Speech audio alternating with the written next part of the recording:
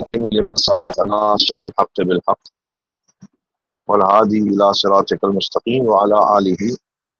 حق قدره ومقداره العظيم. اللهم علمنا بما ينفعنا وانفعنا بما علمتنا وزدنا علما برحمتك يا ارحم الراحمين.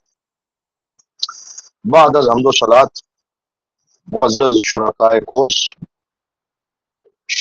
عطائیہ اور اس کی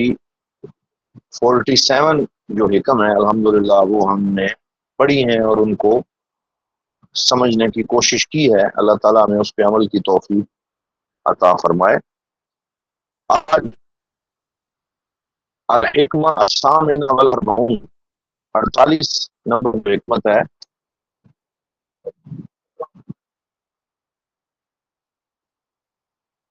ہاں جی، ایک چیز ذرا میں چیک کر لوں. ٹھیک ہے، تو 48 نمبر جو حکمت ہے وہ ہمارے پیش نظر ہے اور وہ ہے من علامات موت القلب. من علامات موت القلب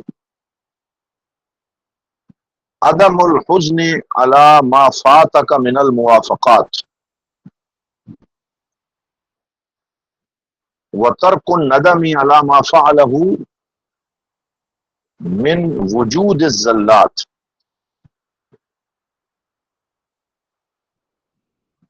تو یہ جو حکمت ہے اس کا مفہوم اور ترجمہ کرتے ہیں. فرماتے ہیں من علامات موت القلب، دل کی موت، موت قلب کی علامات میں سے ایک علامت یہ ہے کہ عدم الحزن علی ما فاتک من الموافقات، کہ موافقات سے مراد نیکیاں اور اطاعت، یعنی اطاعت اور نیکیوں میں سے تم سے جو چھوٹ جائے اس پر تمہیں کوئی رنج اور غم نہ ہو کہ یہ نیکی مجھ سے رہ گئی، یہ اطاعت اور بندگی میں سر انجام نہ تھا،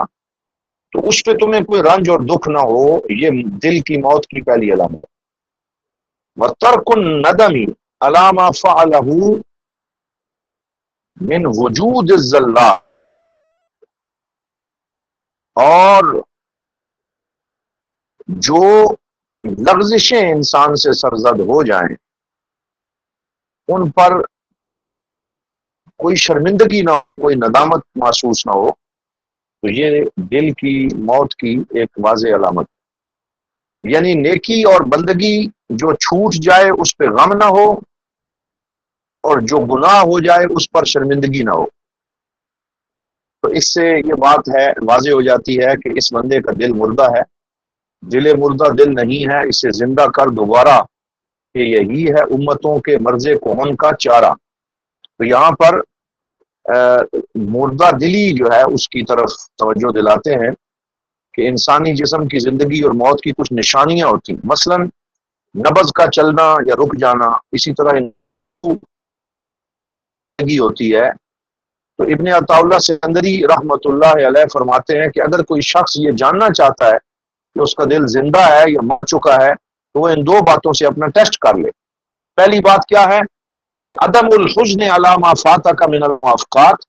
کہ جو نیکیاں اے انسان تم سے رہ جائیں ان پہ تمہیں کوئی دکھ نہ ہو، ضمیر ہی مردہ ہو جائے. تو یہ مردہ دل بندے کی علامت ہے. جبکہ اگر زندہ دل ہوگا تو اگر اس کی فجر کی نماز قضا ہو جائے یا ذکر کا معمول چھوٹ جائے تو اسے پورا دن ایک بے چینی اور صدمہ رہتا ہے کہ آج میں اپنے رب کی اطاعت سے محروم کیوں رہا. لیکن اگر دل مردہ ہو جائے تو نیکیوں کا چھوٹنا انسان کے لیے بالکل عام بات بن جاتا ہے اور اسے کوئی فرق اس سے نہیں پڑتا. اور دوسری بات یہ ہے کہ شرمندگی کا نہ ہونا گناہوں پر. زندہ دل شخص سے جب کوئی گناہ ہوتا ہے تو اس کا ضمیر اسے ملامت کرتا ہے، دل کانپ اٹھتا ہے اور وہ توبہ کے لیے تڑپ اٹھتا ہے. لیکن جب دل بھر جاتا ہے تو انسان گناہ پر گناہ کرتا چلا جاتا ہے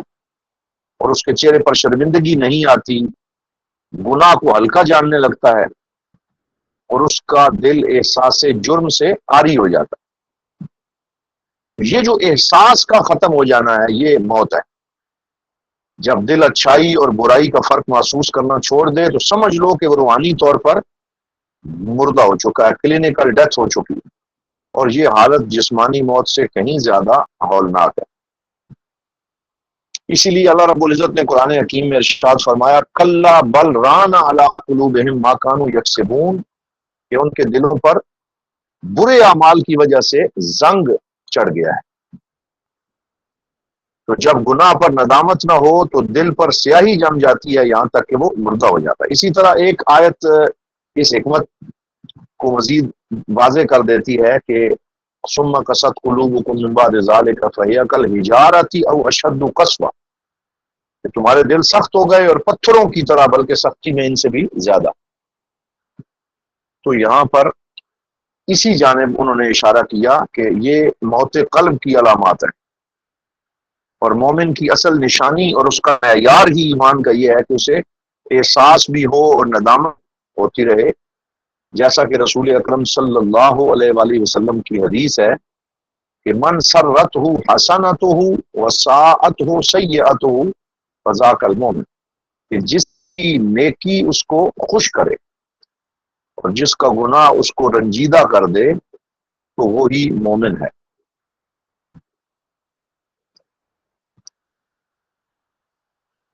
یہ سکرین شیئر آپ کر رہے ہیں یہ وہ ہٹ جاتی ہے؟ ہاں، بار بار ہٹ جاتی ہے۔ اچھا، تو یہ یعنی انہوں نے بیان کیا کہ گناہ کو ہلکا نہ سمجھے، کیونکہ گناہ کو ہلکا سمجھنا منافقت کی علامت ہے۔ حضرت عبداللہ ابن مسعود سے روایت ہے کہ مومن اپنے گناہ کو ایسے محسوس کرتا ہے گویا وہ کسی پہاڑ کے نیچے بیٹھا ہے اور ڈرتا ہے کہ کہیں وہ اس پہ گر نہ جائے،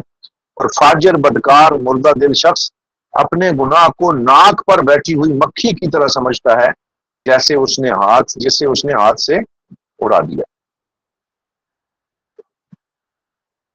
تو جو ندم اور شرمندگی ہے یہ توبہ کی علامات میں سے ایک علامت ہے۔ دل کی موت گناہ پر گناہ کرنے سے واقع ہوتی ہے، یہاں تک کہ دل اندھا ہو جاتا ہے اور گناہ پر دلیر ہو جاتا ہے۔ خواجہ نظام الدین اولیاء محبوب الہی فرماتے ہیں اگر تم میں سے کوئی نیکی چھوٹ جائے اور دل میں درد نہ اٹھے تو رات کو رویا کرو کہ تمہارا باطن بیمار ہو چکا ہے۔ زندہ دل وہ ہے جو اللہ کی مرضی کے خلاف ایک قدم بھی اٹھنے پر تڑپتا ہے۔ تو اس حکمت کا خلاصہ یہ ہے کہ اپنے مادی جسم کی صحت کی فکر کرنے کے ساتھ ساتھ اپنے دل کی دھڑکن اور روحانی طرف کو بھی چیک کرتے رہو۔ اگر نیکی کے چھوٹنے پر دل کڑتا ہے اور گناہ پر آنکھ میں آنسو آ جاتے ہیں تو شکر کرو کہ دل زندہ ہے، لیکن اگر یہ احساس ختم ہو چکا ہے تو فوراً سچی توبہ، استغفار اور اللہ والوں کی صحبت اختیار کرو تاکہ مردہ دل کو دوبارہ زندگی نصیب ہو جائے۔ تو یہ اس کا معنی تھا۔ اس کو ایک دفعہ پھر ہم پڑھتے ہیں۔ فرمایا من علامات موت القلب، کہ موت قلب دل کے مردہ ہونے کی علامات میں سے یہ من تبعیدیہ ہے، اور من تبعیدیہ اسے کہتے ہیں جس میں کچھ حصے کو بیان کیا جائے، جیسا کہ ایک من بیانیہ ہوتا ہے اور دیگر بھی اس کی قسمیں ہیں، تو یہ من تبعیدیہ ہے۔ یعنی موت قلب کی علامات میں سے ایک علامت یہ ہے کہ عدم الحزن علی ما فاتک من الموافقات، کہ جو موافقات اور نیکیاں تجھ سے چھوٹ جائیں تمہیں اس پہ دکھ نہ ہو، اور ندامت ترک کر دے تو شرمندگی تجھے نہ ہو جو زلات اور جو گناہ سرزد ہوتے ہیں۔ اب یہاں اگر آپ گرامیٹیکلی دیکھیں تو پہلے میں انہوں نے علی ما فاتک من الموافقات، یعنی مخاطب کے صیغے کے ساتھ لکھا کہ تجھ سے جو نیکیاں رہ جائیں اس پہ تو غم نہ کرے،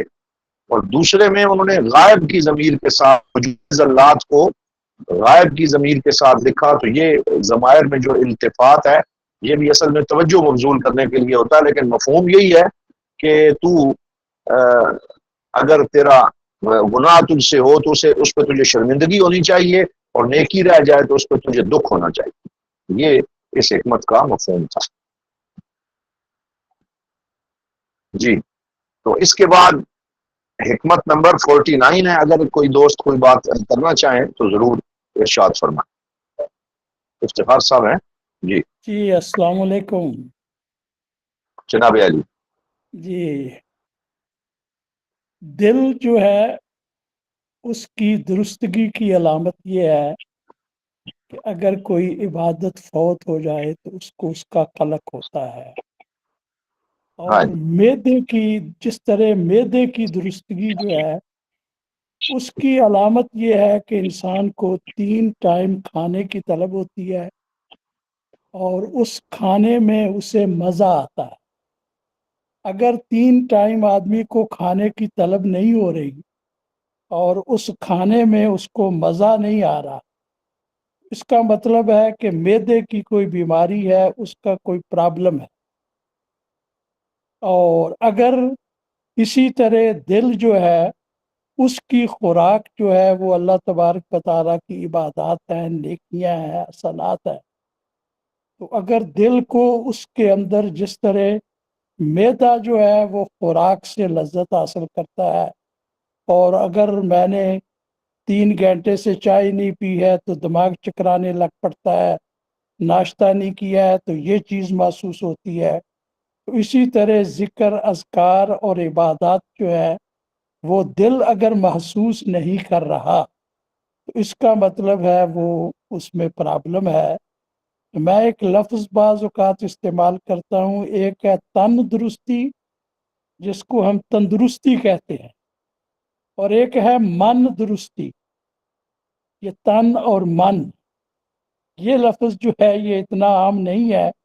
کیونکہ ہماری ساری توجہ تن کی درستی کی طرف ہے، من کی درستی کی نہیں۔ تو یہ تن درستی اور من درستی دونوں ضروری، بس میری طرف سے یہ ہے۔ جی جی، ماشاء اللہ ماشاء اللہ، بہت خوبصورت۔ 49 جو حکمت ہے، لا یعظم الذنب عندک عظمتاً تصدک عن حسن الظن باللہ تعالی، فإن من عرف ربه استصغر في جنب کرمه ذنبه۔ یہاں پہ فرماتے ہیں حکمت نمبر 49 میں، لا یعظم الذنب عندک، کہ گناہ اس قدر نہ بڑھ جائے، نہ عظیم ہو جائے تیرے ہاں، عظمتاً اتنا زیادہ وہ گناہ کو تو بڑا نہ بنا لے، یعنی گناہ تو ہو جاتا ہے انسان سے، لیکن اس گناہ کو اتنا اپنے اوپر سوار نہ کر لے، اتنا وہ بڑا نہ ہو جائے، تصدک عن حسن ظن باللہ، کہ وہ گناہ تجھے اللہ سے حسن ظن کے راستے سے روک دے۔ یعنی جو گمان اچھا اپنے رب کے اوپر تو ہمیشہ رکھتا ہے، اور جس کا حکم بھی دیا گیا ہے، اور وہ کیا ہے کہ انسان اللہ کے فضل پہ بھروسہ رکھے کہ انشاءاللہ میں توبہ کروں گا تو میرا رب مجھے بخش دے گا، تو گناہ کو اتنا، گناہ کہیں تیری نظر میں اتنا نہ بڑا ہو جائے کہ تجھے اللہ سے حسن ظن رکھنے سے روک دے۔ فإن من عرف ربہ، کیونکہ جو اپنے رب کو پہچان لیتا ہے، اور جس نے اپنے رب کو جانا، اس کی صفات اور ذات کو جانا، استصغر فی جنب کرمہ ذنبہ، تو وہ رب کے کرم کے سامنے اپنے گناہ کو چھوٹا حقیر پائے گا۔ یعنی وہ استصغار ذنب، یعنی وہ اس کو چھوٹا سمجھتا ہے، کیونکہ اس کے پیش نظر یہ بات ہے کہ رحمتی وسعت کل شیء، کہ اللہ تعالیٰ نے فرمایا کہ میری رحمت ہر شے کو وسیع ہے۔ اور یہ جو اللہ رب العزت نے فرمایا، یا عبادی الذین اسرفوا علی انفسہم لا تقنطوا من رحمت اللہ ان اللہ یغفر الذنوب جميعا، تو بے شک اللہ تعالیٰ سارے گناہ بخشنے والا ہے، وہ بخشن ہار ہے۔ تو یہ اصل میں جو شروع میں بالکل انہوں نے پہلی حکمت بیان کی تھی، یہ اسی معنی کو پھر سے دوہرا رہے ہیں کہ من علامت الاعتماد علی العمل نقصان الرجاء عند وجود الزلل، کہ آدمی کی اپنے عمل پر اعتماد کی علامت میں سے ایک یہ علامت بھی ہے کہ جب اس سے کوئی گناہ سرزد ہو جائے تو اس کے ہاں امید کم ہو جائے کہ اب میرا بنے گا، تو اسے پتہ ہونا چاہیے کہ میرا رب ہے جو گناہ بخشنے والا ہے، اور جب میں اس کے پاس حاضر ہو جاؤں گا تو وہ اس کی رحمت جو ہے وہ میرا استقبال کرے گی اور اللہ تعالیٰ مجھے بخش دے گا۔ تو یہ اس کا مفہوم ہے کہ انسان میں خوف بھی ہو اور اس میں رجا بھی ہو، یعنی اس میں یہ دونوں کیفیات مومن کی علامت ہیں کہ وہ اللہ رب العزت کا خوف بھی رکھتا ہے لیکن ساتھ امید بھی رکھتا ہے، اور خوف اور رجا میں ایک بیلنس اس کے ہاں ہوتا ہے کہ وہ کبھی بھی خوف کو اتنا غالب نہیں کرتا کہ اس کی رجا اور امید ختم ہو جائے۔ تو یہ اللہ رب العزت کی جو صفات رحمان، رحیم، غفور اور اس کی یہ صفات ہیں، اصل میں ان کا اظہار ہے۔ اگر بندہ جو ہے وہ بالکل ہی نا امید ہو جائے تو پھر تو اللہ تعالیٰ کی ان صفات کا اظہار کیسے ہوگا؟ لہٰذا اللہ تعالیٰ خود فرماتا ہے، ایک حدیث پاک کا مفہوم بھی ہے کہ اگر ایسے لوگ آ جائیں جو گناہ کرنا ترک کر دیں اور بالکل ہی وہ نیکوکار ہو جائیں تو میں ان کو لے جاؤں گا اور ان کی جگہ ایسے لوگ لے کے آؤں گا جو گناہ بھی کرتے ہیں اور پھر توبہ بھی کرتے ہیں۔ تو کیونکہ اللہ تعالیٰ کو اچھا اس کا یہ مفہوم اب نہیں لیا جا سکتا کہ نعوذ باللہ کوئی گناہ کرنے کی حوصلہ افزائی ہو رہی ہے، بلکہ مفہوم یہ ہے کہ انسان سے اگر گناہ سرزد ہو جائے تو وہ فوراً توبہ کرے، اللہ کی بارگاہ میں آئے، تو اللہ کو وہ بندہ پسند ہے جو بار بار اس کے در کرم پہ حاضر ہو کر معافی طلب کرتا ہے۔ تو یہ آیات دونوں جو اس ضمن میں ہیں وہ میں نے پڑھی ہیں کہ یا عبادی الذین اسرفوا علی انفسہم، اور دوسری ہے سورۃ الاعراف کی آیت نمبر 156 ورحمتی وسعت کل شیء، جی میری رحمت جو ہے وہ ہر چیز پہ واسع ہے، وسیع ہے۔ تو اللہ کے ساتھ یہ جو حسن ظن اور اچھی امید رکھنے کا حکم دیا گیا، اس کی حدیث پاک صحیح بخاری شریف میں مشہور ہے، انا عند ظن عبدی بی، کہ میں اپنے بندے کے حسن ظن کے مطابق اس سے معاملہ کرتا ہوں۔ وَأَنَا مَعَهُ إِذَا ذَكَرَنِي، وَإِن ذَكَرَنِي فِي نَفْسِي ذَكَرْتُهُ فِي نَفْسِي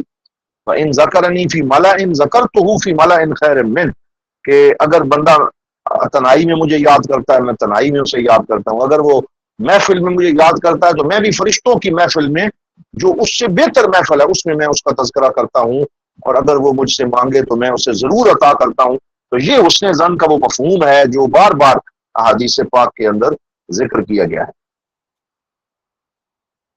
اسی طرح حضور صلی اللہ علیہ وسلم نے فرمایا کہ جب اللہ نے مخلوق کو پیدا فرمایا تو اپنی کتاب میں لکھ دیا جو اس کے پاس عرش پہ موجود ہے، ان رحمتی تغلب غضبی، کہ بے شک میری رحمت میرے غضب اور غصے کے اوپر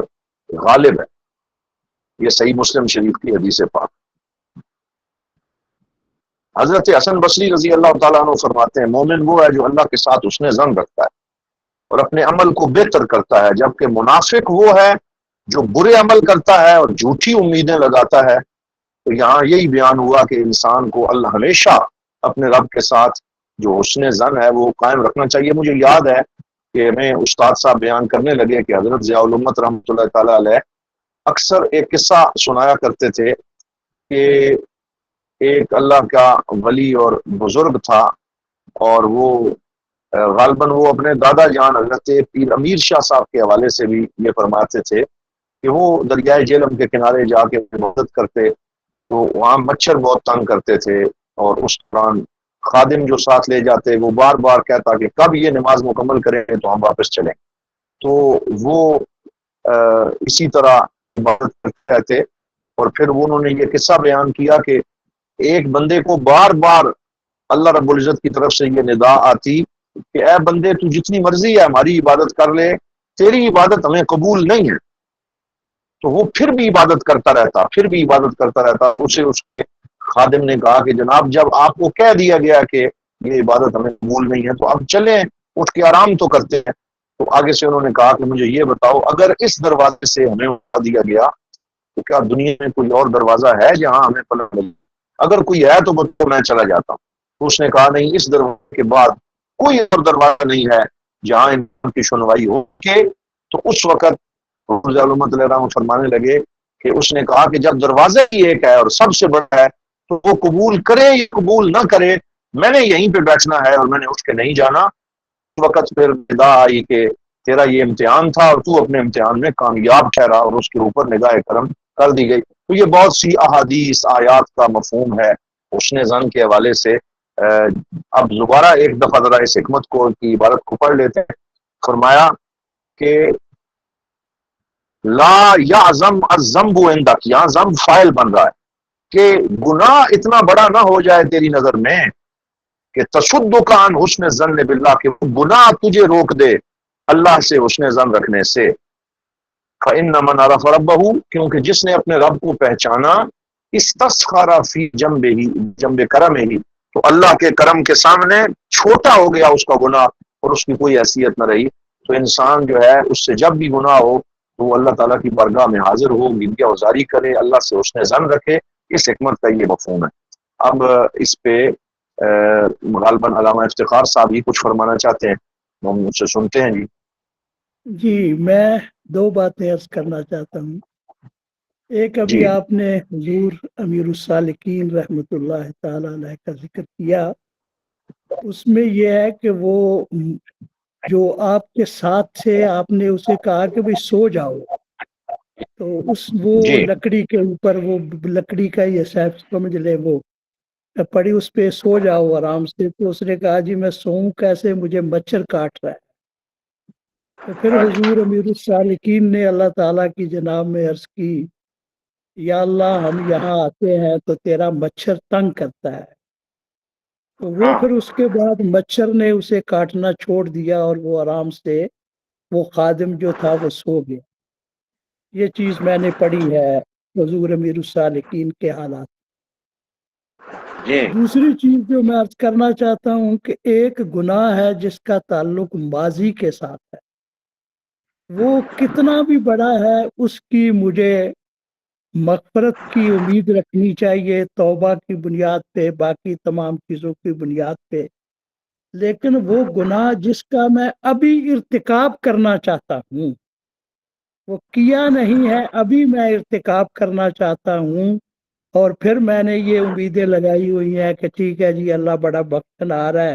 یہ لوٹ مار کر لو، اللہ تعالیٰ بڑا بخشنہار ہے، یہ ہیرا پھیری کر لو، یہ ظلم کر لو، یہ زیادتی کر لو۔ تو یہ بات جو ہے وہ غلط، اور اس کی ایک وجہ یہ بھی ہے کہ اس فعل کے بعد مجھے توبہ کا وقت بھی ملے گا کہ نہیں، توبہ کی توفیق بھی سلب ہو جاتی ہے۔ اور اس قسم کا کوئی واقعہ کسی بزرگ کے بارے میں ہے، نام مجھے یاد نہیں آ رہا،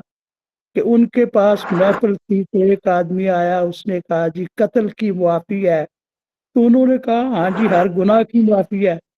اللہ تعالیٰ سے سچی توبہ کر لو معاف ہو جائے گا۔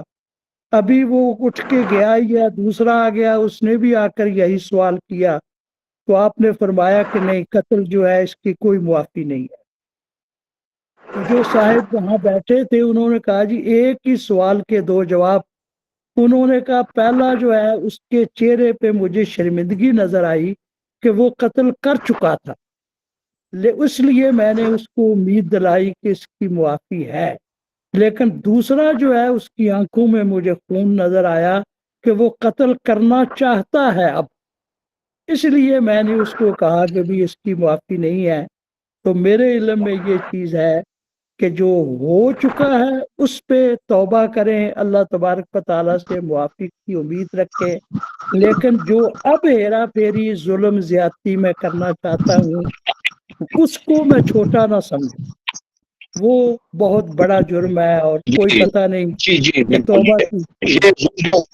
یہ جو آپ فرما رہے ہیں نا، اس کا ذکر اگلی حکمت میں آ رہا ہے، یہ جو دوسرا حصہ آپ کی گفتگو کا ہے۔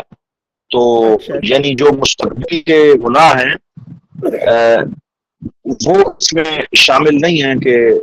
انسان حسن ظن کی بنیاد پہ مستقبل میں گناہوں کی نیت کر لے، بے شک بالکل بجا جی آپ نے فرمایا۔ اور اس میں اس کا جو گناہ انسان سے سرزد ہو جائے اور بھی اس پہ اصرار نہ کرے، یہ اگلی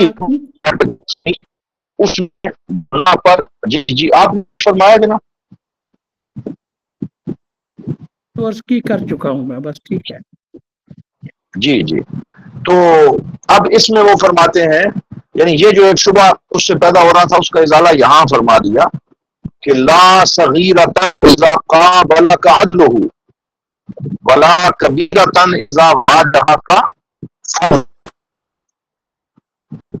کوئی صغیرہ گناہ صغیرہ نہیں رہتا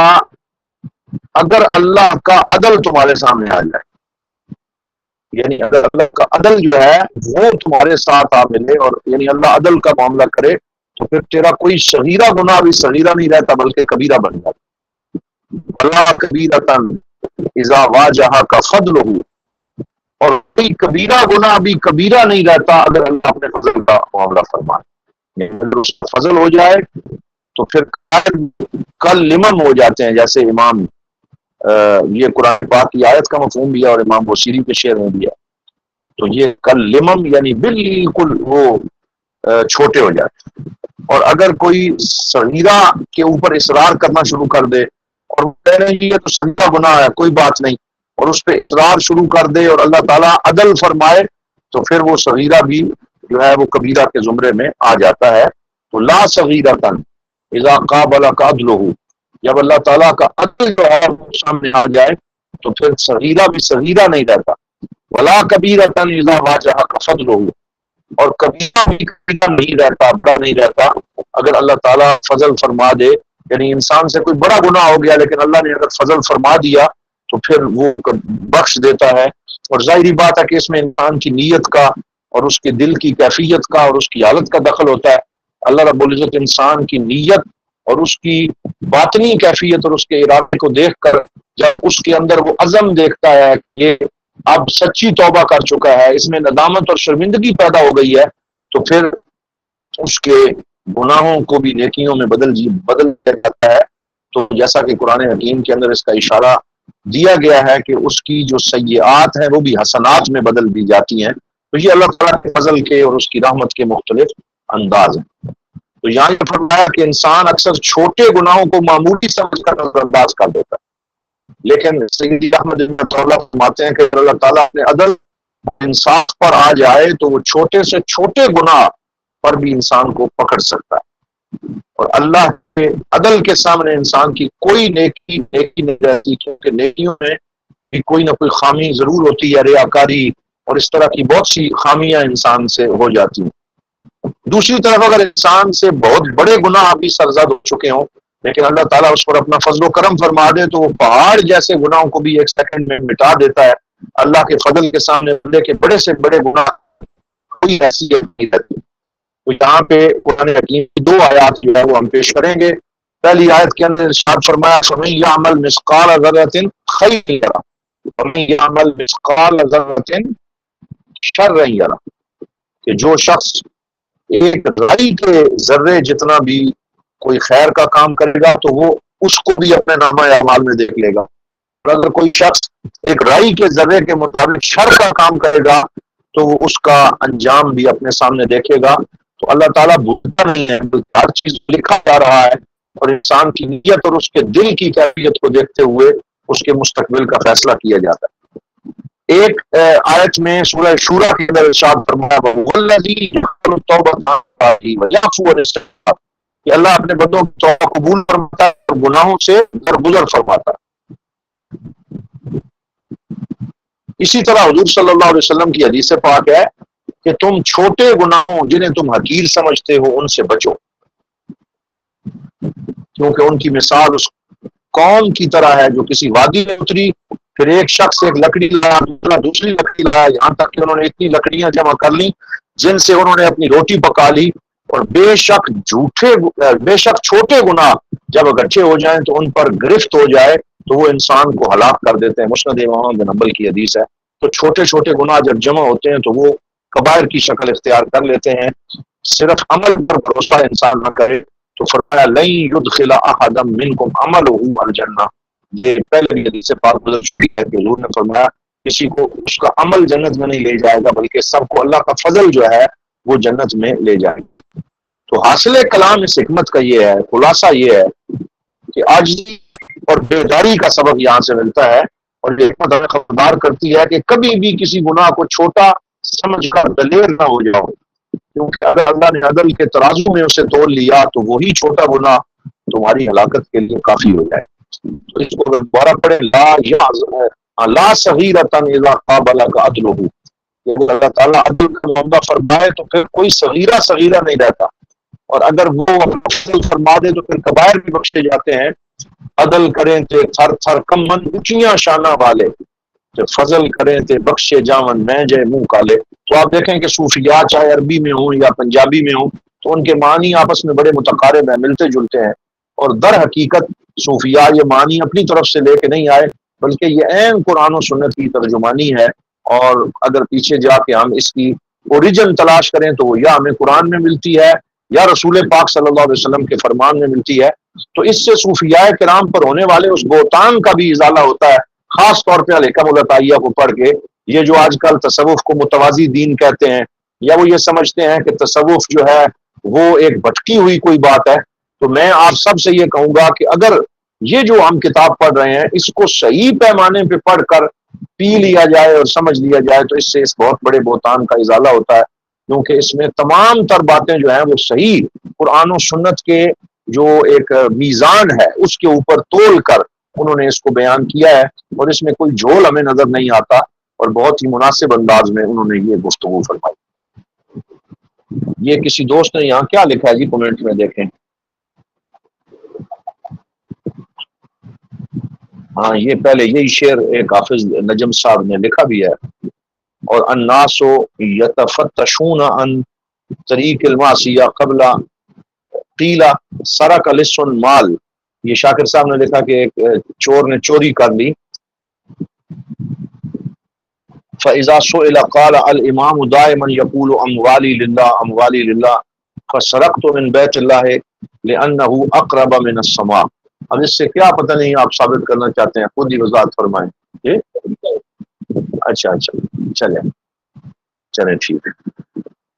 جی، تو اس پہ مزید کوئی دوست اگر کچھ کہنا چاہیں ضرور فرمائیں۔ جی اگر اور کوئی نہیں تو پھر میں حاضر ہوں۔ جی آپ فرمائیں۔ اللہ تبارک و تعالیٰ سے ہمیشہ فضل کا سوال کرنا چاہیے، عدل کا نہیں کبھی بھی۔ اور یہ فضل کا سوال جو ہے وہ صرف اپنے لیے نہیں ہے، دوسرے تمام لوگوں کے لیے بھی ہے۔ اگر کسی آدمی نے مجھ سے زیادتی کی ہے، اس کا کوئی فعل جو ہے وہ میری طبیعت کے خلاف ہے، تو پھر میں اللہ تبارک و تعالیٰ سے اس کے لیے عدل کا سوال کرتا ہوں، جو انتہائی غلط ہے۔ جب اللہ تبارک و تعالیٰ نے عدل شروع کیا تو صرف اس معاملے میں عدل نہیں ہوگا،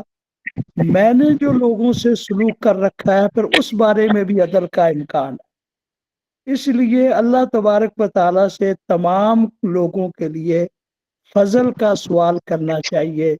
چاہے کسی کا رویہ جو ہے وہ کسی نے میری حق تلفی کی ہے، کسی نے کوئی اور چیز کی ہے، اللہ تبارک و تعالیٰ سے سب کے لیے فضل کا سوال کرتے رہنا چاہیے۔ بس میری طرف سے یہ ہے۔ جی ماشاءاللہ۔ تو اب یہ جو حکمت نمبر 51 ہے اس کو ساتھ شامل کرتے ہیں، اس کی عبارت پہ توجہ فرمائیں۔ فرماتے ہیں لا عمل، لا نفی جنس ہے، لا عمل ارجع للقلوب من عمل یغیب عنک شہود ویحتقر عندک وجودہ۔ اس کو دوبارہ دیکھیے، لا عمل ارجع للقلوب من عمل یغیب عنک شہودہ ویحتقر عندک وجودہ۔ تو یہاں عمل کا ایک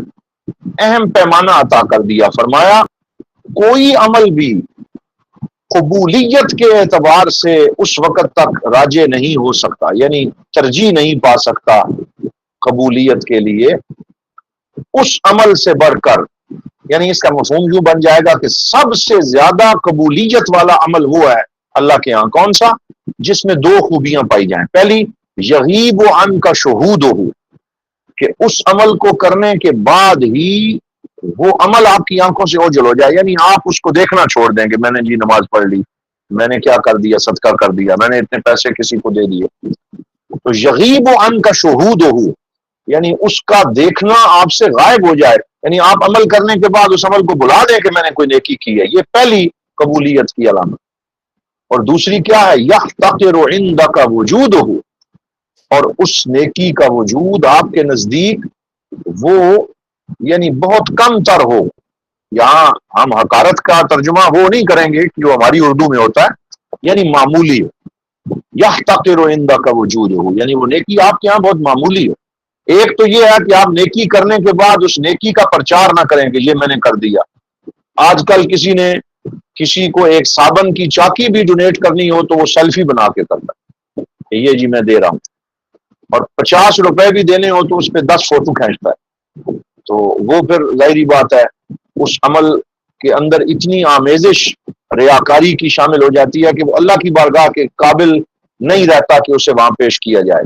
تو فرمایا کہ سب سے زیادہ قبولیت والا عمل وہ ہے یغیب عن کا شہود کہ اس کا شہود تجھ سے غائب ہو جائے، یعنی عمل کرنے کے بعد تو بالکل یہ نہ کہے کہ میں نے نیکی کر دی۔ وَيَحْتَقِرُ عِنْدَكَ وُجُودُهُ، اور اس نے وہ نیکی اگر ہے تمہارے نامہ اعمال میں تو وہ بہت معمولی تو اسے سمجھے، چاہے بڑے سے بڑا عمل ہی کیوں نہ ہو، لیکن تو ہمیشہ یہی سمجھے کہ یہ تو بہت معمولی ہے، یہ اللہ کی بارگاہ میں پیش کرنے کے قابل نہیں ہے۔ یہی وہ عجز و انکسار ہے جو سیرت مصطفیٰ صلی اللہ علیہ وسلم میں بھی پایا جاتا ہے۔ صحابہ، اہل بیت اطہار اور اولیاء کرام سب کے ہاں ہمیں یہ نظر آتا ہے کہ وہ نیکی کرنے کے بعد ہمیشہ یہ کہتے ہیں کہ ما شکر نا کا حق کا شکر کا وما عبد نا کا حق کا عبادت، یا اللہ ہم نے تیری عبادت کا حق ادا نہیں کیا، ہم نے جو ہے وہ شکر کا حق ادا نہیں کیا۔ جب ایک دوست نے لکھا نیکی کر دریا میں ڈال، آج کل تو ہو گیا، آپ کل کہتے ہیں نیکی کر اور فیس بک پہ ڈال، تو یہ مفہوم جو ہے بدل گیا ہے۔ تو لیکن اس میں ایک چیز جو ہے اس کا تھوڑا یہاں پہ اظہار ضرور کرنا چاہوں گا کہ بعض دوست ہر کام جس کو سوشل میڈیا پہ رکھا جا رہا ہوتا ہے اس کو ہی ریاکاری سمجھ لیتے ہیں، لیکن اس میں بھی ہمیں سوچنا چاہیے کہ اس عمل کی گنجائش موجود ہے۔ جیسے آپ اگر صدقات کا پرچار کرنا چاہتے ہیں اور کسی کام کے لیے کسی کو ترغیب دینا چاہتے ہیں تو آپ ممبر پہ بیٹھ کے سب سے پہلے اپنی جیب سے 1000 نکالتے ہیں کہ باقی لوگ بھی دے دیں، تو یہ باقاعدہ علماء نے، فقہاء نے لکھا ہے کہ اس میں ریاکاری نہ ہو، دکھلاوا نہ ہو، لیکن ترغیب دلانا مقصود ہو، تو اس طرح کی بات کو کیا جا سکتا ہے۔ لیکن اس میں ظاہری بات ہے کہ اپنے باطن پہ آپ کو قابو ہو کہ آپ کے دل میں کہیں وہ عمل جو ہے وہ ریاکاری میں تو نہیں آ رہا۔ تو اس طرح بہت سے کام ایسے ہیں جو ہمارے سوشل میڈیا پہ ہم کر رہے ہوتے ہیں، لیکن اس میں مقصد ریاکاری نہ ہو، بلکہ مقصد یہ ہو کہ جس طرح شر کا پرچار ہو رہا ہے تو ہمیں خیر کا بھی پرچار کرنا ہے، ہمیں لوگوں تک خیر کی بات پہنچانی ہے، تو ظاہری بات ہے وہ اس زمرے میں نہیں آئے گا۔ کون سی شے اس زمرے میں آئے گی؟ جو سیلف پروجیکشن کے لیے لوگ کر رہے ہوتے ہیں۔ تو میں کہتا ہوں ہمارے دوستوں کو بھی فرق کرنا چاہیے کہ ایک بندہ جو ہے وہ اپنی گاڑی کے ساتھ سیلفی بنا رہا ہے، یا کسی ہوٹل پہ کھانا کھانے کے بعد باہر نکلا وہ فوٹو بنا رہا ہے، یا وہ اس طرح کی چیزیں جو ہے وہ کر رہا ہے کہ جس میں سوائے ریاکاری کے اور سوائے دکھلاوے کی کچھ نہیں ہے، تو اس میں تو ظاہری بات ہے کوئی خیر کی بات نہیں۔ لیکن اگر کوئی شخص کوئی ایسا خیر کا کام کر رہا ہے کہ جس کا ابلاغ ضروری ہے اور اس میں ریاکاری کے بجائے وہ ابلاغ کی نیت سے اس کو دے رہا ہے، تو ظاہری بات ہے کہ اس کے اوپر وہ حکم نہیں لگے گا جو باقی چیزوں کے اوپر ہوتا ہے۔ اب اس میں اگر ہم قرآنی آیات کی طرف توجہ کریں تو قرآن حکیم میں اللہ رب العزت نے ارشاد فرمایا وَلَا تَمْنُن تَسْتَكْثِرْ، حضور صلی اللہ علیہ وسلم سے، کہ اس غرض سے احسان یا نیکی نہ کرو کہ تم اسے زیادہ دیکھو یا اسے بہت بڑا سمجھو، یعنی اپنے عمل کو اس لیے دوسروں کے اوپر احسان نہ چڑھاؤ کہ تم اپنی نیکی کا پرچار کرو۔ اور سورہ مومنون میں فرمایا کہ مومن وہ ہیں جو نیکیاں کر کے بھی ڈرتے رہتے ہیں، خشیت ان کے اندر رہتی ہے، خشوع و خضوع رہتا ہے۔ حضور صلی اللہ علیہ وآلہ وسلم اپنے صحابہ کرام کو فرماتے تھے کہ من تواضع للہ رفعہ اللہ، کہ جس نے اپنے آپ کو جھکا لیا اللہ تعالیٰ اسے بلند کر دے گا۔ اور ایک آیت میں فرمایا والذین یؤتون ما اتوا، کہ وہ لوگ اللہ کے بندے ہیں جو اللہ کے دیے ہوئے میں سے دیتے ہیں، وقلوبہم وجلہ، جبکہ جب وہ دے رہے ہوتے ہیں اس وقت ان کا دل لرز رہا ہوتا ہے، انہم الی ربہم راجعون، وہ ڈر رہے ہوتے ہیں کہ ہم نے تو اپنے رب کی طرف پلٹ کے جانا ہے، نہ جانے ہمارا یہ عمل قبول ہوگا یا نہیں ہوگا۔ اسی طرح اس پہ بہت ساری احادیث پاک بھی موجود ہیں۔ سرکار دو عالم صلی اللہ علیہ وسلم نے فرمایا کہ یہاں پر قرآن حکیم میں جہاں اللہ نے فرمایا وقلوبہم وجلہ، تو اس سے کون مراد ہے؟ فرمایا اے صدیق کی بیٹی، یہ وہ لوگ ہیں جو نماز پڑھتے ہیں، روزہ رکھتے ہیں، صدقہ دیتے ہیں، لیکن اس کے باوجود ڈرتے ہیں کہ کہیں ان کا یہ عمل ان کے منہ پہ نہ دے مار دیا جائے۔ تو یہاں بھی حضور صلی اللہ علیہ وسلم نے اس کی یہی تشریح فرمائی، اور ایک حدیث میں فرمایا ثلاث مہلکات، کہ 3 چیزیں انسان کو ہلاک کرنے والی،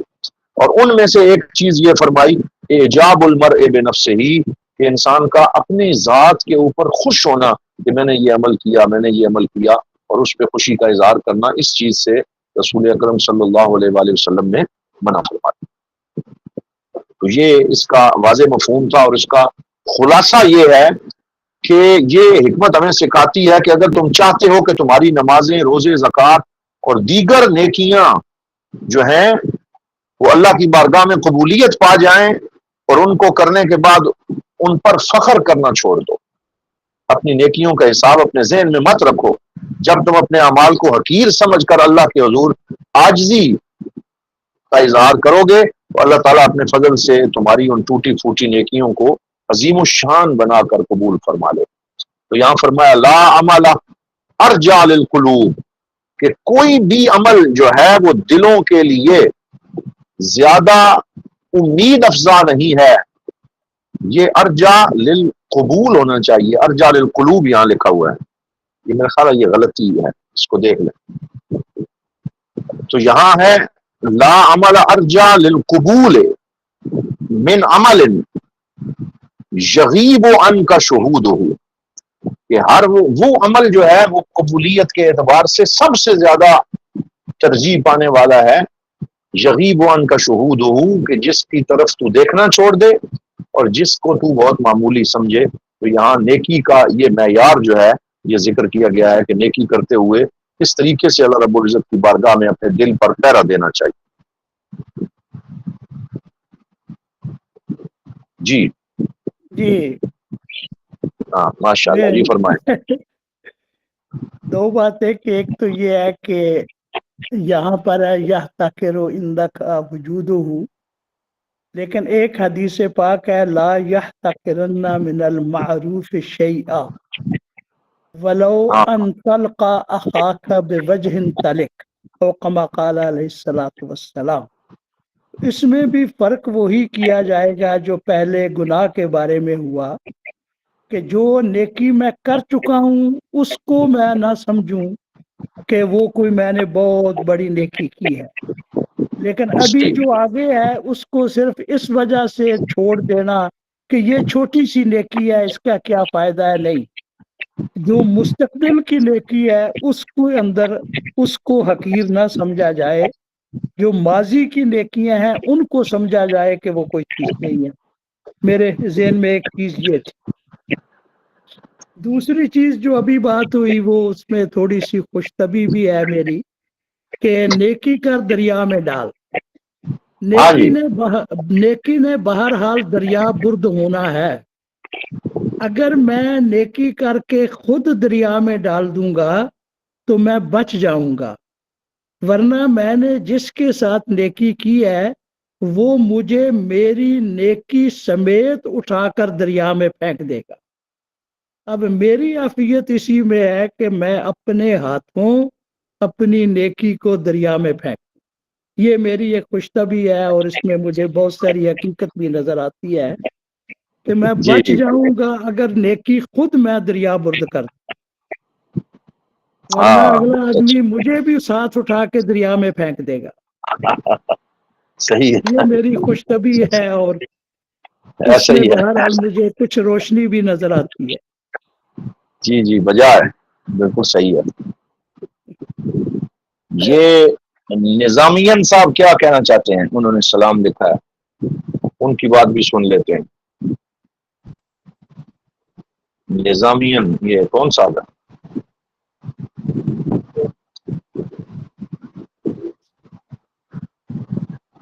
چلے حکمت نمبر 52 کے اوپر توجہ فرمائیں، چھوٹا سا ایک جملہ ہے، اس کا مفہوم ہے انما اورد علیک الوارد لتکون به علیہ واردا، انما اورد علیک الوارد لتکون به علیہ واردا۔ اب یہاں وارد کا لفظ 2 دفعہ آیا، دونوں میں اس کا مفہوم تھوڑا تھوڑا جدا ہوگا، اور اورد یورد و ایرادن کا مطلب ہوتا ہے کسی کے پاس کچھ چیز لانا اورد یورد۔ تو انما اورد اللہ، یہاں لفظ اللہ اس میں جلالت فاعل معذوف ہوگا کہ انما اورد علیک الوارد، اللہ رب العزت نے تمہارے دل پر جن انوار و تجلیات کا ورود فرمایا، القاء فرمایا، کیوں فرمایا ہے؟ یہ لام جو ہے تعلیل اور سبب کو بیان کرنے کے لیے ہے کہ اللہ تعالیٰ نے تمہارے دل پر جو وارد بھیجا ہے، وارد سے مراد فیض، نور، تجلی جو بھیجی ہے، کیوں بھیجی ہے؟ لتکون بہ علیہ واردا، تاکہ اس تجلی کے نتیجے میں تو اس کی بارگاہ میں پہنچ سکے، تو اس کی بارگاہ میں وارد ہو سکے۔ اس نے تیرے پاس وارد اس لیے بھیجا تاکہ تو اس کے پاس وارد ہو سکے۔ تو اس کا مفہوم کیا بنے گا؟ کبھی کبھی ایسے ہوتا ہے کہ ہم بیٹھے ہوتے ہیں، اللہ کو یاد کر رہے ہوتے ہیں، تو اچانک ہمارے دل میں گداز پیدا ہوتا ہے، آنکھوں میں آنسو بھی شروع ہو جاتے ہیں، اور ذکر کرتے کرتے ایک عجیب سے ہلکی پھلکی ہماری طبیعت ہو جاتی ہے، ایسے لگتا ہے جیسے پرواز کر رہے ہیں، اور بالکل طبیعت کا بوجھ ختم ہو جاتا ہے اور کپ کپی سی طاری ہو جاتی ہے، انسان جو ہے اس پہ آنکھوں سے آنسو نکل آتے ہیں۔ تو یہ وہ وارد ہوتا ہے جو اس وقت اللہ تعالیٰ ہمارے دل کے اوپر اس کا ورود فرماتا ہے، ہمارے دل پہ توجہ فرماتا ہے، اور ہم جو ہے وہ اس کی کشش اور لذت کو محسوس کرتے ہیں۔ تو وہ کیوں ہمارے اوپر کرم ہوتا ہے؟ کیونکہ اللہ تعالیٰ یہ چاہتا ہے کہ اس بندے کو حضوری کی لذت سے شاد کام کیا جائے، اسے اپنی بارگاہ کی قرب کا لطف جو ہے وہ نصیب کیا جائے۔ تو فرمایا کہ جب تجھے اس طرح کا کوئی وارد نصیب ہو تو شکر کر کہ اللہ چاہتا ہے کہ تو اس کی محفل اور اس کی حضوری میں پہنچ جائے، جہاں اس کے مقرب بندے حاضری دیتے ہیں، جہاں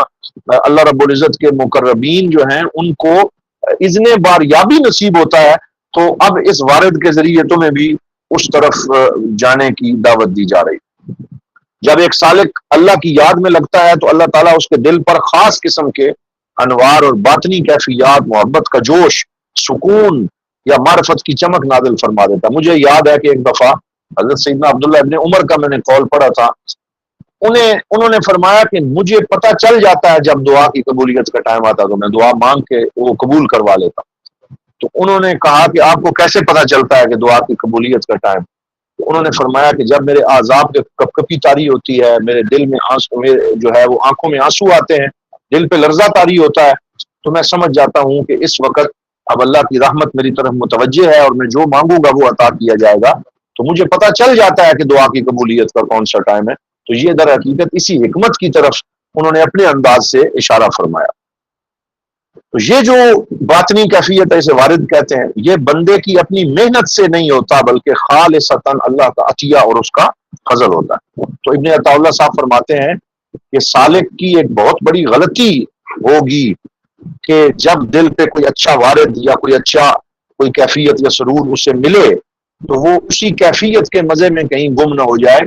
اور اس کی توجہ اللہ رب العزت کی بارگاہ کی طرف حاضری سے کہیں ہٹ ہی نہ جائے، تو اس کا سفر وہیں پہ رک جائے گا کہ وہ بس اسی چیز کو لے کے بیٹھ جائے گا۔ اسی وجہ سے بعض جو نام نہاد صوفی ہوتے ہیں تو انہیں تھوڑا سا کوئی اشارہ ہوتا ہے تو وہ فوراً اعلان کر دیتے ہیں کہ کتب اور غوث ہم بن گئے۔ وہ مجھے یاد ہے، یہ میں علامہ افتخار صاحب کے لیے انہوں نے بڑی پیاری پہلے بات فرمائی ہے، مجھے یہ بات یاد آ گئی کہ اسی طرح ایک صاحب تھے، وہ علامہ رضا الدین صدیقی صاحب، ہمیں بتایا کرتے تھے کہ جب وہ زاویہ فاؤنڈیشن میں کتابیں چھاپتے تھے اور وہاں بیٹھتے تھے، ہمیں بھی کئی دفعہ لاہور ان کے پاس جانے کا موقع ملا، تو ایک دن فرمانے لگے کہ یہاں ایک صاحب آتے ہیں تو وہ ہر روز آ کے کوئی نیا دعویٰ کرتے ہیں، کہتے ہیں کہ آج مجھے اوپر یہ تجلی ہوئی، آج مجھے یہ خواب نظر آیا، تو میں لطف لیتا رہتا ہوں ان کی باتوں کو۔ تو ایک دن ہمارے ایک دوست ان کے پاس بیٹھے ہوئے تو کہتے ہیں وہی صاحب آئے اور صدیقی صاحب سے کہنے لگے، صدیقی صاحب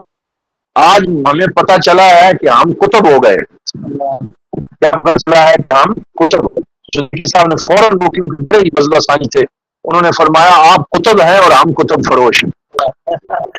تو کتب فروش سے مراد کتابیں بیچنے والے، انہوں نے کہا کہ آپ کتب ہیں تو ہم کتب فروش ہیں۔ تو کچھ اس طرح کے بھی ہوتے ہیں لوگ جو اس وارد کو سنبھال نہیں سکتے اور تھوڑا سا وارد ملنے پہ وہ اپنی آپے سے باہر ہو جاتے ہیں اور انہیں یہ پتہ نہیں چلتا کہ یہ وارد بھیجنے والی ذات نے ہم پہ کرم فرمایا ہے، اور وہ اسی پہ دعوے شروع کر دیتے ہیں، تو ان کا سفر وہاں پہ کھوٹا ہو جاتا ہے۔ تو یہ بات یہاں انہوں نے بہت خوبصورت فرمائی کہ اس کے مزے میں ہی گم نہ ہو جاؤ،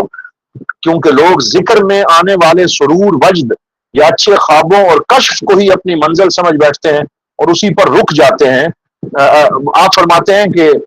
یہ وارد تمہاری منزل نہیں بلکہ یہ تو اللہ کی طرف سے بھیجی گئی سواری ہے ماشاءاللہ، تاکہ تم اس سواری پر بیٹھ کر اس اللہ کی بارگاہ تک پہنچ سکو۔ تو مجھے ایک شعر یاد آ گیا کہ جو کسی کی منزل ہے وہ کسی کا حاصل ہے، جو کسی کی منزل ہے وہ کسی کا حاصل ہے، سو کسی بھی حاصل کو انتہا نہیں کہتے، سو کسی بھی حاصل کو انتہا نہیں کہتے۔ تو یہ سارے راستے کے مقامات اور سنگ میل ہوتے ہیں، جب ہم سفر کر رہے ہوتے ہیں تو پتہ چلتا ہے جی اب یہ 50 کلومیٹر رہ گیا، اب 48 رہ گیا، تو جو سنگ میل کے ساتھ چمٹ جائے گا تو وہ منزل تک کیسے پہنچے گا؟ تو فرمایا انما اورد علیک الوارد لتکون به علیہ واردا۔ تو اس پہ مزید اگر علامہ افتخار صاحب یا کوئی اور دوست کچھ فرمانا چاہیں جی۔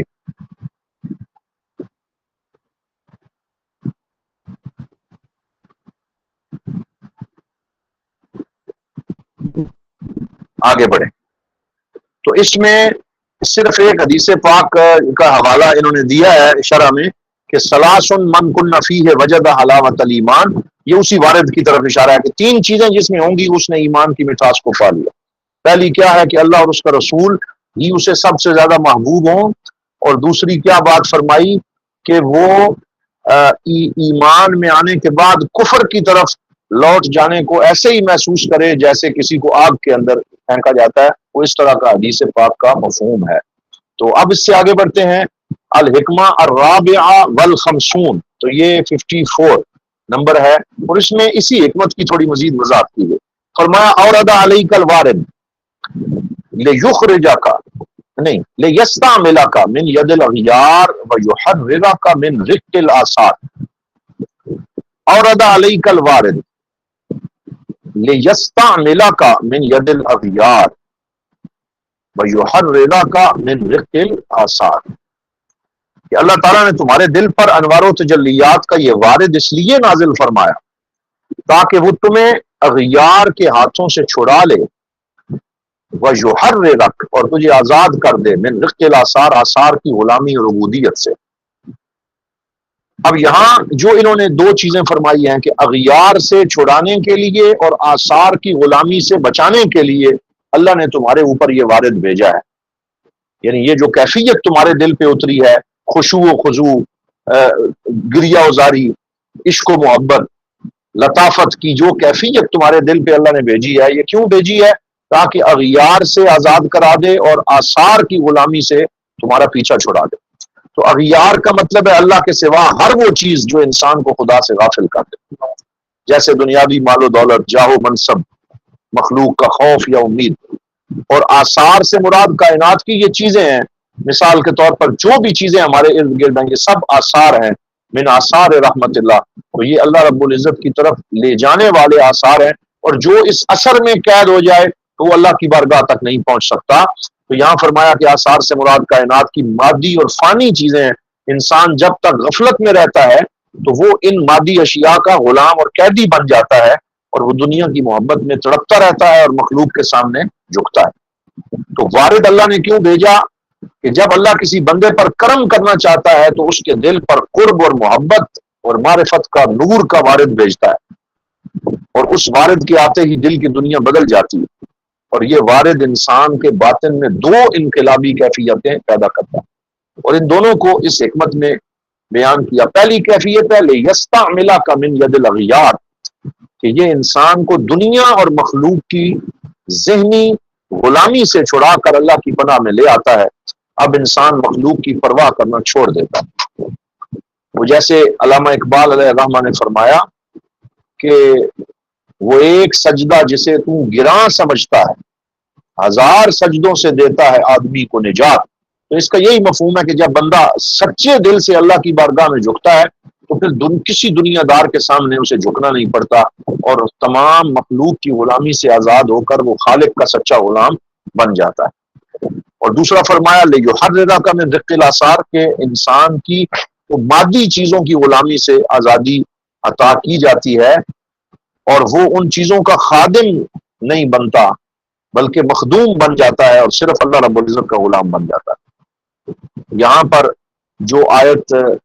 اس حکمت کے ضمن میں یعنی جہاں سے اس حکمت کا مفہوم لیا گیا ہے وہ کون سی؟ اللہ ولی الذین آمنوا یخرجہم من الظلمات الی النور، کہ اللہ تعالیٰ اپنے بندوں کا مددگار ہے ایمان والوں کا، اور ان کو ظلمتوں سے نور کی طرف لے آتا ہے، روشنی میں لے آتا ہے۔ تو اس کا مطلب یہی ہے کہ وہ عبودیت کی اور لوگوں کی اور آثار کی غلامی کی ظلمت میں نہیں رہتے، بلکہ وہ اللہ رب العزت کی بارگاہ اور اس کی غلامی تک اور حقیقی جو ایک عبودیت کی لذت ہے اس تک وہ پہنچ جاتے ہیں۔ اسی طرح حضور صلی اللہ علیہ وسلم نے فرمایا تعس عبد الدینار تعس عبد الدرہم، کہ دینار کا غلام ہلاک ہو گیا، درہم کا غلام ہلاک ہو گیا۔ تو یہ وہی ہیں جو آثار کی غلامی میں پڑ جاتے ہیں، اور فرمایا اللہ نے یہ وارد تیرے دل پہ اس لیے بھیجا ہے تاکہ تو اس غلامی سے بچ کر اللہ رب العزت اور اس کے رسول صلی اللہ علیہ وسلم کی غلامی میں آ جائے۔ حضرت معروف کرخی فرماتے ہیں دنیا کی غلامی سے آزادی کا نام ہی تصوف ہے۔ جب اللہ کا نور دل میں داخل ہوتا ہے تو کائنات کی ہر چیز انسان کی نظر میں بے قیمت ہو جاتی ہے۔ پھر اس سے اگلا جملہ جو ہے وہ بھی اسی حکمت کا تتمہ ہے۔ فرمایا اورد علیک الوارد لیخرجک من سجن وجودک الی فضاء شہودک۔ اورد علیک الوارد، اللہ رب العزت نے تیرے دل پر یہ وارد یعنی یہ انوار تجلیات اس لیے بھیجے تاکہ تو اپنے وجود کی قید سے نکل کر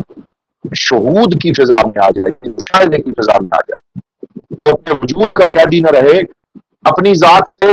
اور آثار کی قید سے نکل کر ہر شے میں تجھے اللہ رب العزت کا مشاہدہ ہونا شروع ہو جائے۔ تو فضائے شہود سے مراد ہے مشاہدے کی فضا میں آ جانا، اور سجن وجود سے مراد ہے کہ انسان اس وجود کا قیدی بن جائے اور وہ یہ سمجھے کہ جو دنیا ہے وہ یہی ہے اور یہی سب کچھ ہے جس کے اندر میں جی رہا ہوں، تو وہ اس قید سے آزاد ہو جائے، یعنی اپنی ایگو سے باہر نکل آئے، اپنے جو انانیت ہے اس کے بت سے آزاد ہو جائے،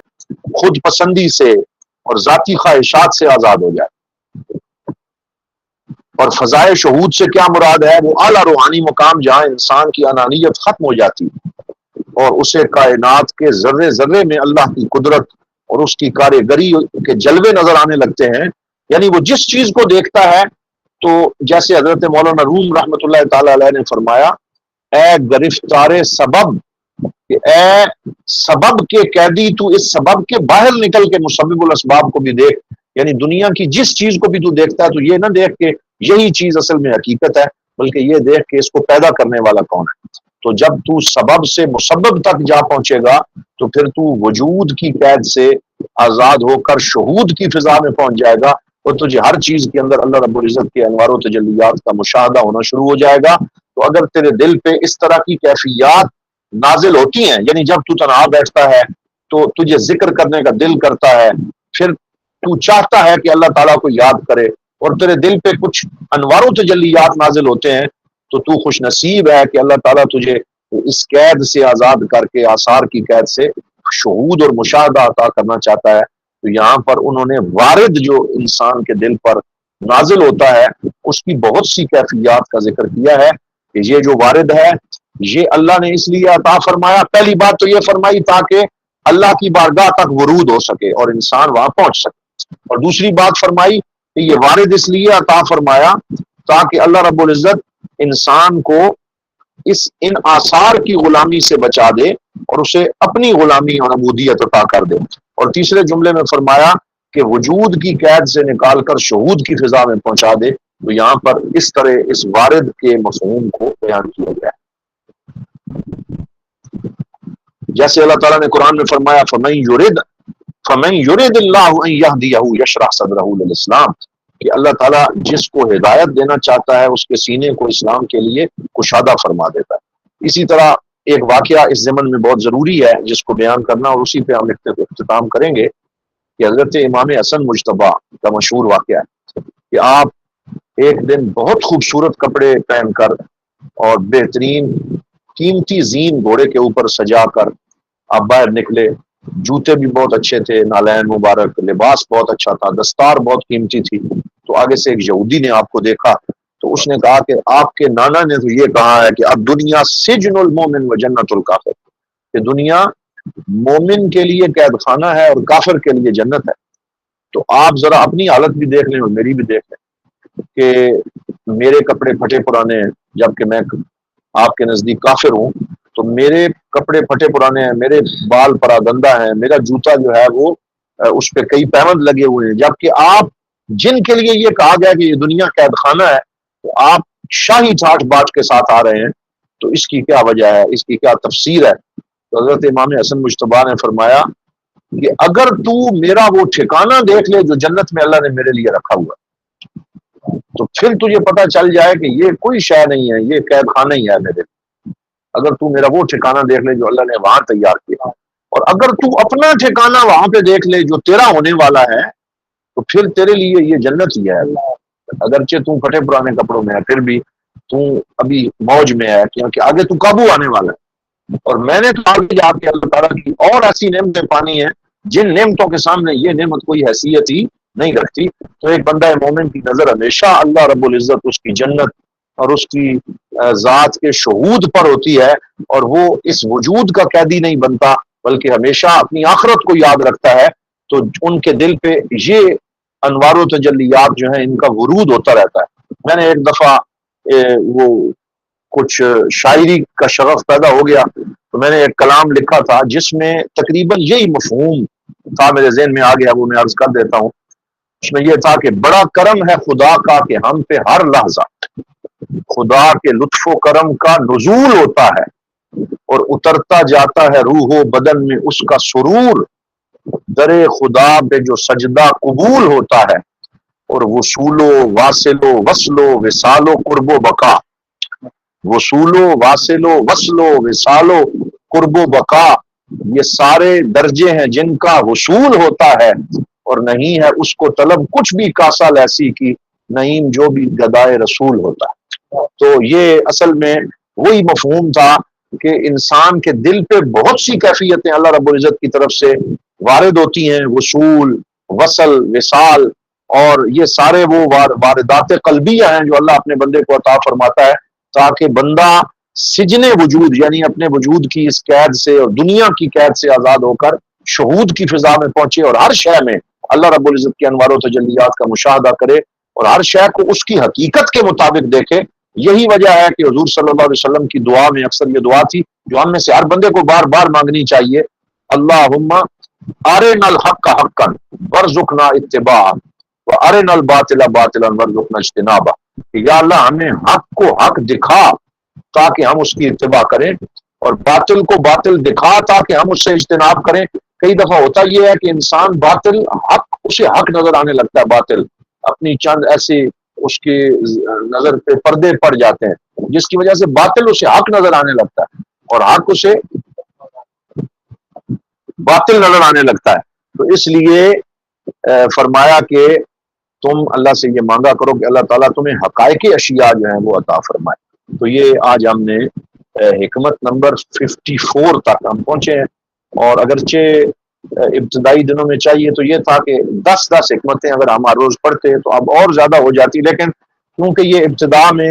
ایک بیس بنانا بڑا ضروری تھا کہ 5-5-6 حکمتیں کر کے ہم ان کے کلام کے اسلوب کو سمجھ سکیں کہ وہ کس طریقے سے بات کرتے ہیں اور کس طریقے سے وہ اپنا مقدمہ قائم کرتے ہیں اور اس کو قرآن و سنت سے جوڑتے کس طرح ہیں۔ تو اس لیے ہم نے تھوڑا تھوڑا کر کے اس کو پڑھا۔ اب اس کے آگے اگر ہم تھوڑی زیادہ بھی حکم پڑھتے چلے جائیں گے تو ایک بیس الحمدللہ بن چکی ہے۔ جن دوستوں نے ان کو مسلسل سنا ہے تو ان پہ اب ان کو سمجھنا انشاءاللہ آسان ہے۔ تو اللہ تعالیٰ ہمیں اس کا فہم سلیم اور ذوق لطیف پر اس پہ عمل کی توفیق عطا فرمائے۔ تو اب آخری 2-4 منٹ ہیں، اگر کوئی دوست کوئی بات فرمانا چاہیں تو اس پہ ہم اختتام کریں۔ جی السلام علیکم استاد جی۔ سید عامر شاہ صاحب۔ جی استاد جی، میں بس صرف ایک درخواست گزاری ہے، وہ جو آپ کے یہ انہی لیکچرز کی آڈیو چلتی ہے یوٹیوب پہ، اگر وہ آپ کی ویڈیو ہو ساتھ میں ہمیں آپ کا ایکسنٹ اور آپ کا وہ انداز جو ہے وہ بھی دیکھنے کو میسر آ جائے۔ بات درست ہے، انشاءاللہ اس کا انتظام کرتے ہیں جناب۔ جی جی انشاءاللہ شکریہ، ضرور، بڑی مہربانی، ضرور انشاءاللہ۔ جی استاد جی جزاک، بہت مہربانی، شکریہ شاہ صاحب۔ جی استاد جی جزاک۔